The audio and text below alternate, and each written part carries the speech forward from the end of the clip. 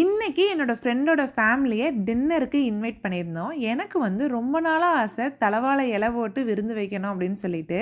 இன்னைக்கு வந்து விருந்து செம சூப்பராக தான் இருந்தது. என்னென்னலாம் சமைச்சேன் அப்படின்னா, நண்டு ரசம், நண்டு வறுவல், சிக்கன் வறுவல், ப்ரான் வறுவல், அப்புறம் சிக்கன் கிரேவியுமே செஞ்சுருந்தேன். பிரியாணிக்கும் சப்பாத்திக்கும் நல்லாயிருக்கும் அப்படின்னு சொல்லிட்டு. அப்புறம் ரைத்தா, சீரக சம்பா ரைஸில் மட்டன் பிரியாணி செஞ்சுருந்தோம். அதுவுமே சூப்பராக இருந்தது. ஃபிஷ் ஃப்ரை பார்த்திங்கன்னா கோல்டன் பாம்ஃப்ரெட் ஃபிஷ் ஃப்ரை தான் செஞ்சுருந்தோம். சப்பாத்தி, வேக வச்ச முட்டை, பீடான்னு சொல்லி அசத்தி தள்ளியாச்சு. பட் நான் என்ன சாப்பிட்டேன் அப்படின்னு பார்த்தீங்கன்னா, தயிர் சாதமும் வெங்காயமும் தான் கடிச்சிட்டு சாப்பிட்டேன்.